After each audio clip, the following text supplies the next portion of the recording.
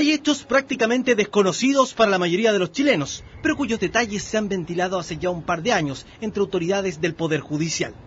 Situaciones que podrían llegar a ser constitutivas de delito y que involucran millones de dólares invertidos por el fisco en tribunales y juzgados repartidos por el país.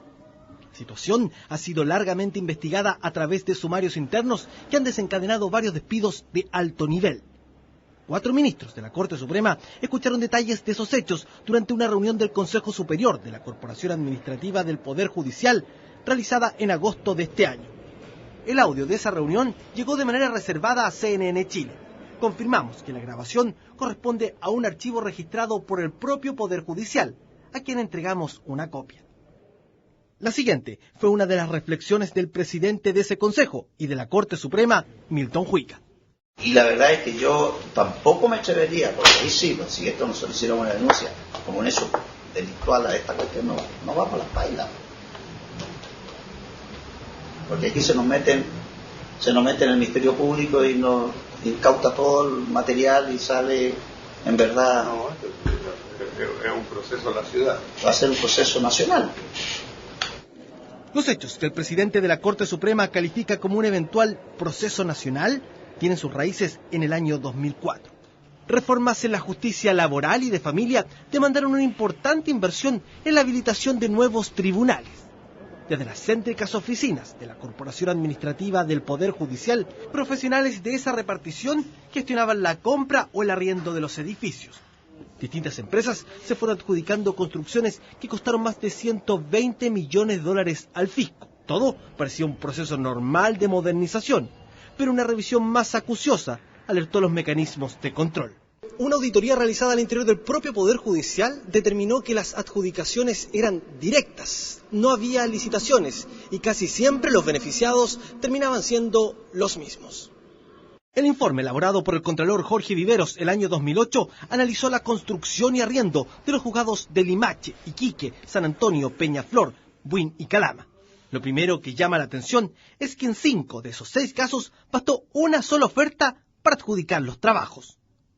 La Contraloría Interna detalló además que había concentración en las adjudicaciones.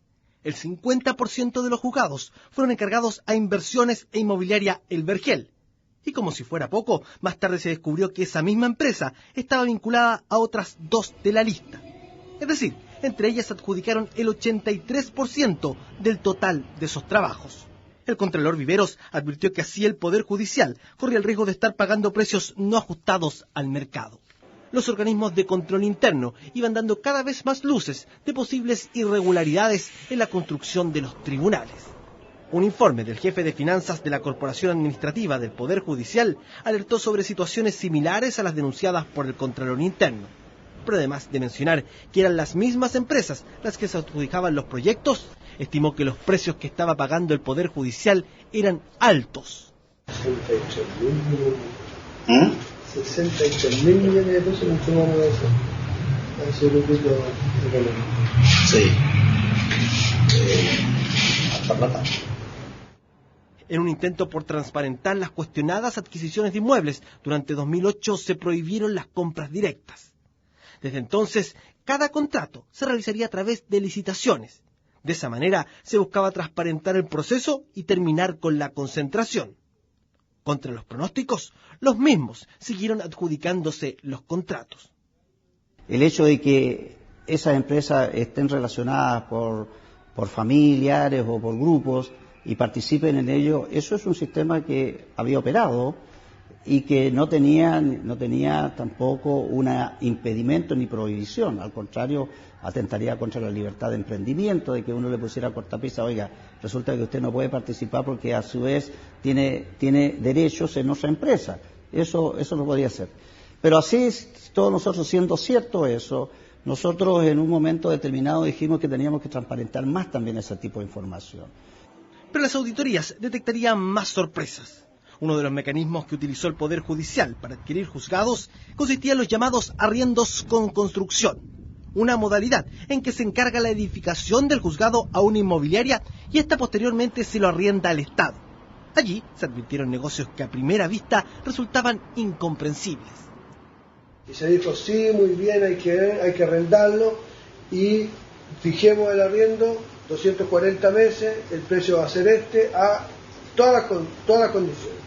Y antes de un mes, y en algunos casos, se trae para la compra del proyecto todo, y se decide comprar e indemnizar, O el caso Puerto Montt. como el caso Puerto Montt, e indemnizar por los arriendos que iba a dejar de tener, cuando era el mismo dueño el que estaba vendiendo. Y si uno le compra al dueño, lógicamente que no le pague el arriendo. La corporación, organismo que estaba detrás de las adquisiciones de los nuevos tribunales, enfrentaba una situación inédita. Su imagen de oficina pública ejemplar y eficiente prácticamente nunca había sido cuestionada. Basta escuchar cómo se refería a ella el presidente de la Corte Suprema meses antes de que se conocieran los detalles de las supuestas irregularidades. En verdad, la labor de la corporación ha sido eficiente, ha cumplido el rol que la ley le asigna en materia de administración de recursos del Poder Judicial y su importancia es reconocida en el extranjero. La concentración de empresas que se adjudicaban los proyectos quedó acreditada por distintos informes. Los ministros que dirigían el Consejo Superior de la Corporación decidieron desvincular al director Miguel Sánchez, al subdirector y a 3 jefes de área. El Pleno de la Corte Suprema mandató al Consejo Superior de la Corporación a realizar varias gestiones para aclarar lo sucedido en la construcción de los juzgados. Entre ellas, denunciar al Ministerio Público los hechos que pudieran ser constitutivos de delito. Cuando el Consejo sesionó en agosto de 2011, este fue el diálogo entre los ministros Sergio Muñoz y Milton Huica. Es un delito. Esto es un delito. Es decir, el hecho. Corrupción, y está reconocido como delito económico desde ese uso. Pero, ¿qué colusión? Corrupción significa cuando hay alguien que te hace una concentración dirigida. Pero lo que pasa es que los delitos lo cometen las empresas. Pueden haber, yo no sé. La empresa con los funcionarios que le permiten. Yo no he visto. Yo lo que entiendo es que aquí se hicieron operaciones con empresas que estaban concentradas. Eso. Y eso, digamos las cosas, yo me acuerdo que por lo menos cuando empezamos nosotros dijimos a investigar y que no se iban a hacer más, y que de ahí ahora adelante íbamos a ver este tipo de concentración, y por lo tanto, cuando estuviera la empresa concentrada no íbamos a aceptar eso. Pero, ¿qué significa eso? Que antes, por ignorancia, por cualquier cosa, no se hizo un seguimiento de concentración. No hubo preocupación por ese tema. No.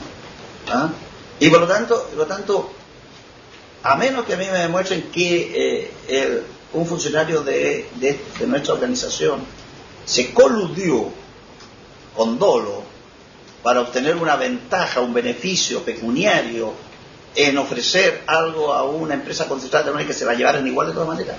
Yo eso no está investigado. Bueno, Eso no está investigado.